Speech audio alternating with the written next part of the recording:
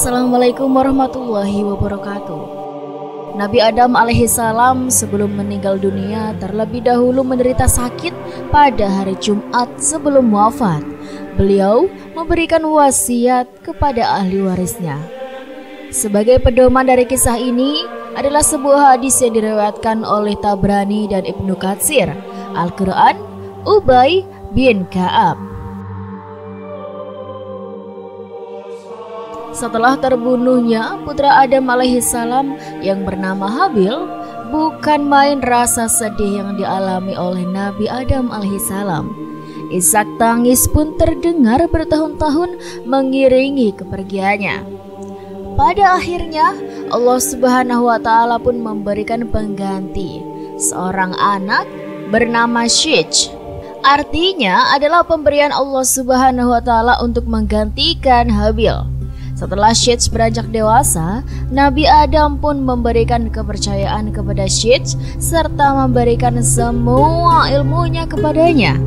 Bahkan ketika akan wafat pun Nabi Adam alaihissalam memberikan wasiat kepada Shij untuk menggantikan dalam memimpin anak keturunannya untuk beribadah kepada Allah Subhanahu wa Ta'ala.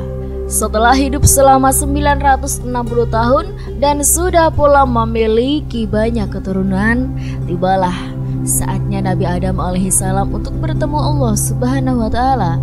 Ibnu Katsir berkata, para ahli sejarah telah menceritakan bahwa Adam alaihissalam tidak akan meninggal kecuali sudah melihat keturunannya dari anak, cucu, cicit, terus ke bawah yang jumlahnya mencapai 400.000 jiwa. Dalam Al-Quran, Allah Subhanahu wa Ta'ala berfirman, "Hai sekalian manusia, bertakwalah kepada Tuhanmu yang telah menciptakan kamu dari seorang diri dan daripadanya Allah menciptakan istri, dan daripada keduanya Allah memperkembangbiakan laki-laki dan perempuan yang banyak. Dan bertakwalah kepada Allah yang telah mempergunakan namanya. Kamu saling meminta satu sama lain, dan peliharalah hubungan silaturahmi. Sesungguhnya Allah selalu menjaga dan mengawasi kamu." Penjelasan ayat 1, maksud daripadanya menurut jumhur mufassirin ialah dari bagian tubuh tulang rusuk Adam alaihissalam berdasarkan hadis riwayat Bukhari dan Muslim. Di samping itu ada pula yang menafsirkan daripadanya ialah dari unsur yang serupa yakni tanah yang daripadanya Adam alaihissalam diciptakan. 2. Menurut kebiasaan orang Arab, apabila mereka menanyakan sesuatu atau memintanya kepada orang lain, mereka mengucapkan nama Allah Subhanahu wa Ta'ala seperti as'aluka billah, artinya saya bertanya atau meminta kepadamu dengan nama Allah.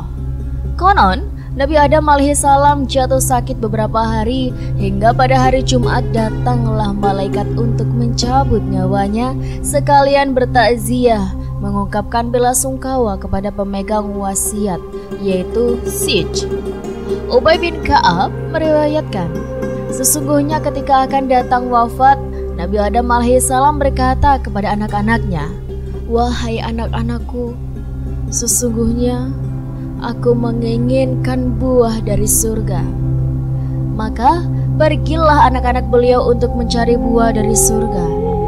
Ketika dalam perjalanan mereka bertemu dengan para malaikat yang membawa kain kafan, ramuan minyak wangi untuk mayat, kapak, cangkul, dan keranda.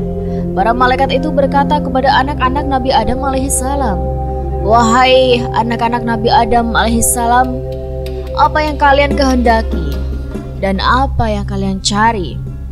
Kemudian salah satu anak Nabi Adam pun berkata, "Bapak kami sedang sakit, ia menginginkan buah dari surga."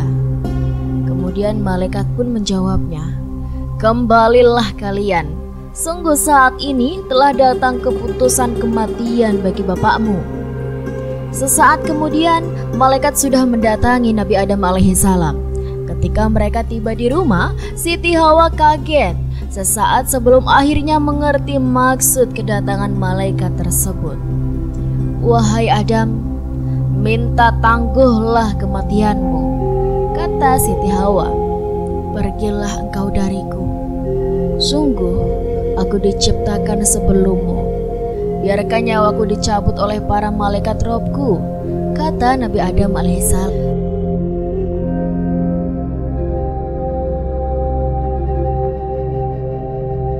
Akhirnya, para malaikat mencabut nyawa Nabi Adam alaihissalam pada hari Jumat. Para malaikat memandikannya, mengkafani, mengkoleskan ramuan minyak wangi, serta menggali liang kubur untuk Adam alaihissalam. Selanjutnya, mereka menyolatinya, lalu memasukkannya ke liang kubur dan menempatkannya di liang lahat. Malaikat kemudian berkata, "Wahai anak Adam, inilah sunnah kalian." Hadis riwayat Al-Hakim, dan dia mengatakan hadis ini sahih dan disepakati oleh Az-Zahabi. Ibnu Katsir mengatakan innasnya sahih kepadanya. Syekh Hamid Ahmad At-Tahir Al-Basyuni menjelaskan ada beberapa pendapat mengenai tempat terkuburnya Nabi Adam alaihissalam. Namun, menurut pendapat yang masyhur, dia dikebumikan di gunung yang terletak di daerah India, tempat di mana dia diturunkan ke bumi.